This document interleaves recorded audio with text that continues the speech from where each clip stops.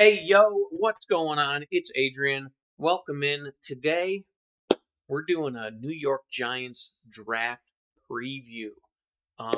Basically, how I'm going to do this is I'm just going to go over all the Giants picks, and I'm going to draft who I think they should draft in those positions based on who I think is going to be there and be a good pick for the team. So, some of these you might not like, some of them you might disagree, some of them might not be on the Giants' radar. But I think it's going to be realistic, and I'm excited to get into it. So, let's do just that. And with the first pick, of course, I've been talking about this guy the whole time. I'm going to have him take Rome Odunze. I think he's going to be there, and I think he's perfect for the Giants' offense. Let me bring up my notes real quick. Rome Odunze out of Washington, wide receiver, of course. He's 6'3". He's a big target. He goes up and gets the ball. He's a little slowish, but with his frame and his body type and his ability to catch the ball, the slowish part doesn't matter. He doesn't have like real breakaway speed in the when he gets out there, but he's gonna go up and get the ball. You're not gonna have a problem.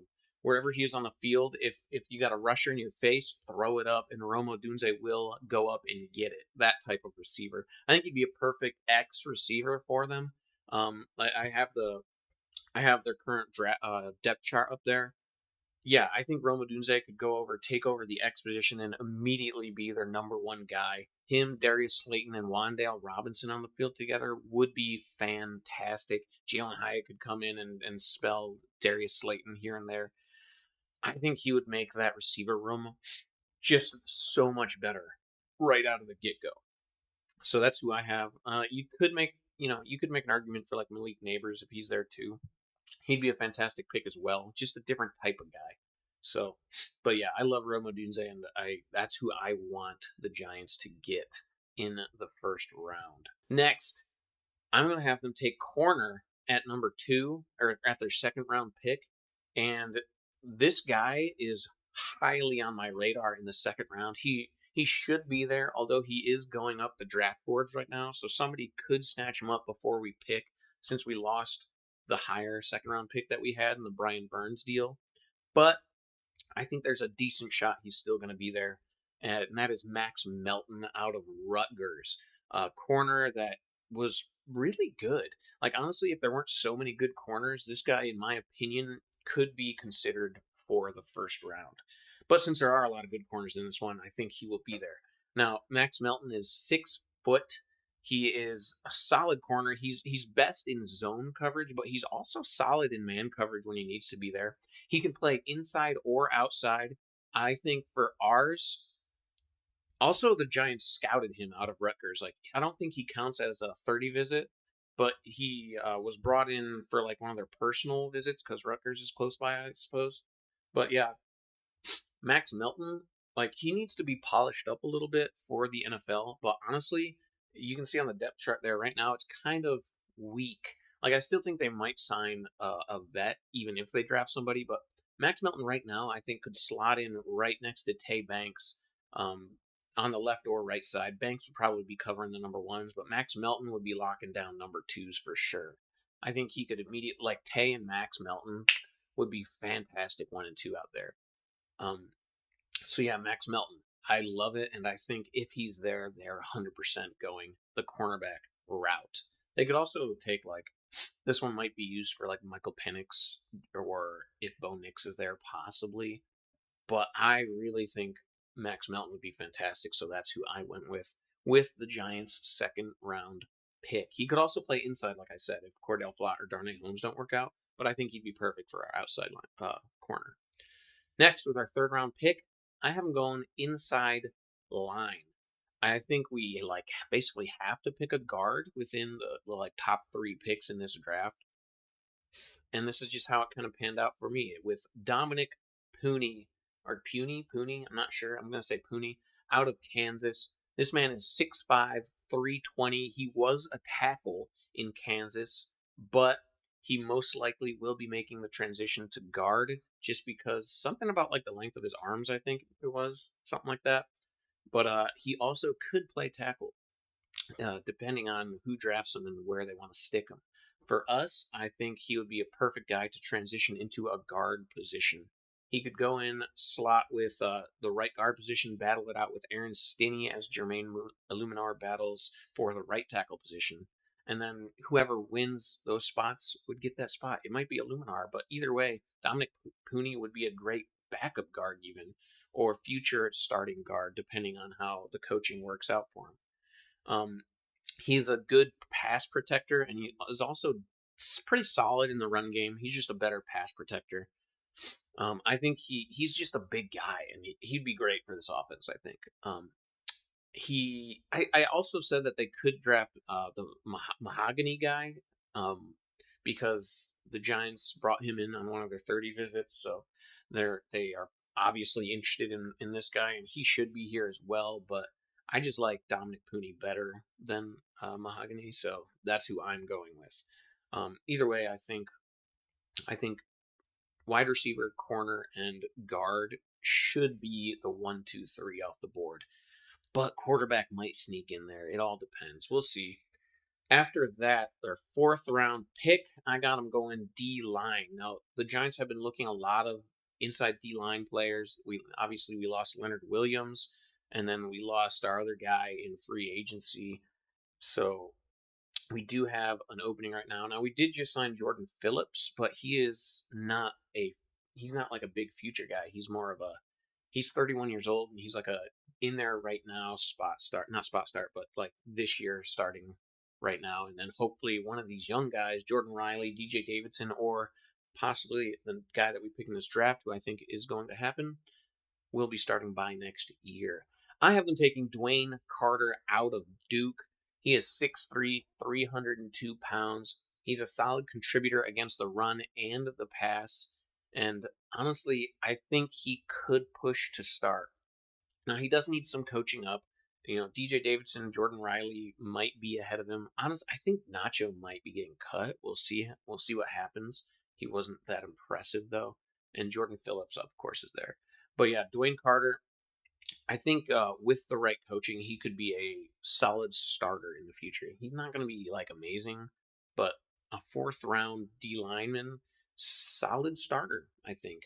He's never going to be like an amazing run defender or an amazing pass rusher, but he will be solid in every aspect with the right coaching. So Dwayne Carter out of Duke, I like him, and I think he'd be there in the 4th too. You could see him go earlier than this as well, but I think he'll be there, and I think he's a solid pick to battle for that D tackle spot that is open. For our 5th round pick, I know a lot of you are going to disagree with this, but I have them going quarterback. I do think they're going to want to come away with a quarterback at some point in this draft, and I think a mid-range type guy is the best bet for them. Now, like I said earlier, they could go Michael Penix or Bo Nix possibly in the 2nd. They could go Spencer Rattler in like the 3rd, something like that. But I thought they had higher needs at that point with the skill level quarterbacks that were available. So this is where I went. Now, Joe Milton also could be off the board by the 5th round. There's a couple teams like the Browns that are heavily interested in him. So he could go in the 4th, maybe even like end of the 3rd. But he's also just... He's so raw that I feel like he's gonna drop. You never know. Somebody could take him early, but in this in this instance that I put together, he is dropping to the 5th round, and the Giants are taking him. Joe Milton out of Tennessee. He is tall. He's solid. He can run a bit, and he has an absolute cannon of an arm.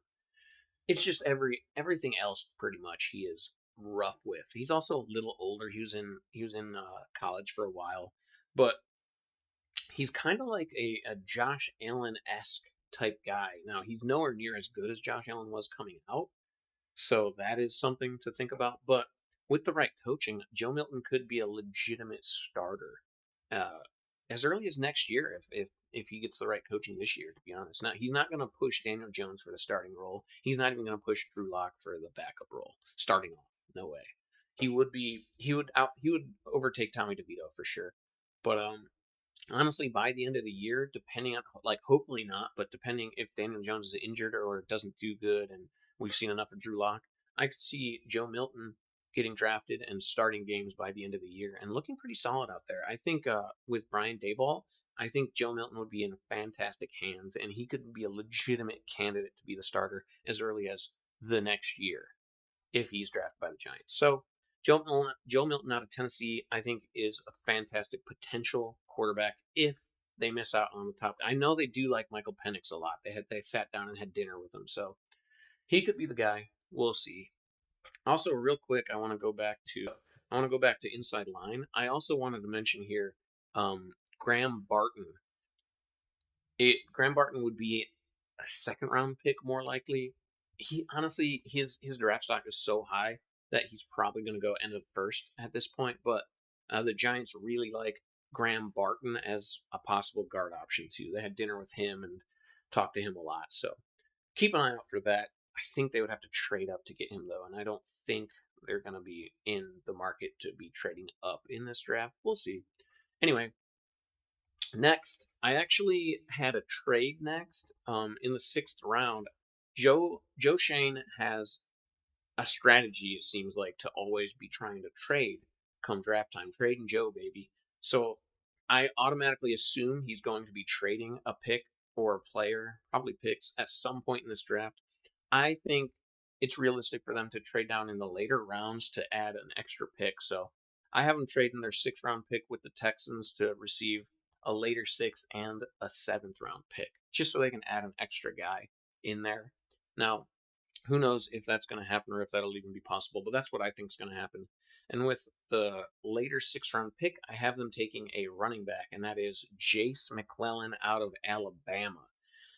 Will Jace McClellan be available in the 6th is another question to ask, but I think he will be. There's a couple teams, like the Cowboys actually, that are interested in this guy, but he's definitely going to be a later round pick in my opinion. Now, Jace McClellan, he is a smart runner. He can catch the ball, he can break tackles, and he's just got good overall vision on the field. However, his big issue is that he does not have the breakaway speed, or at least he hasn't shown it. When he gets out into the open field, he's not going to be out running the corners and safeties. He's going to get tracked down most likely in most situations. So that's his main issue and why he's going to be going later. But he's a very solid contributor when he gets the ball. And I honestly think he would be battling for the second guy off the bench. He's not going to beat out Devin Singletary on our depth chart, but I think him versus Eric Gray and maybe even Dante Miller, the guy that we just brought in, could be the number 2 guy out of the backfield.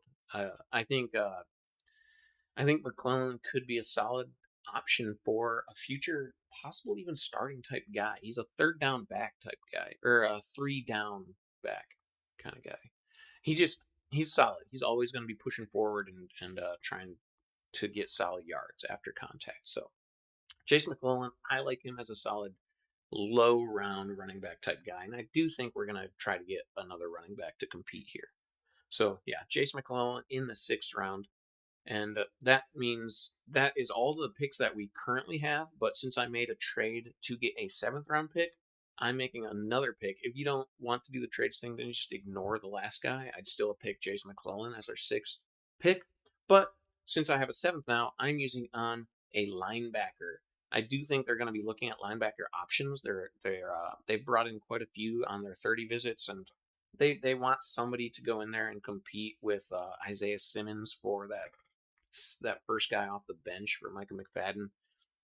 And I have them taking Donovan Manuel out of Florida International University. He is not a well-known guy out there, but if you look at him, if you watch him, he's a solid linebacker with some potential. He could even be like undrafted, and I would love if the Giants tried to bring him in. Now, he is for FIU. That means he plays in Miami, and the Dolphins have looked at him. So Donovan Manuel could be off the board at some point. And if he doesn't get drafted, the Dolphins, I think, would definitely be the ones to bring him in. But I have him taking him in the 7th, the Giants. I like this guy. I think he has solid coverage skills, and he could pass rush as well if called upon. He would be like a perfect Micah McFadden backup, basically, I think. And he could also play special teams, I believe. He was a captain, as you can see on his jersey there as well. So he's just a good overall player that I think will have a long backup career, basically, long backup slash special teams career, with the potential to be a starting capable linebacker. Probably not like the main guy, but like in ours, a Micah McFadden type guy, basically. So I like Donovan Manuel, and I think he's got a lot of potential, and I think he'd be a great 7th round pick if they trade down and get that pick. So Donovan Manuel in the 7th. Um, yeah, him and Isaiah Simmons, solid off the bench guys, and that rounds out the draft for me. Let me know what you think about what I put together here. If you disagree or agree with any of these picks, who you think they might pick instead of these guys, or just in general, what you think of the presentation. So, thanks for watching. Have a good one.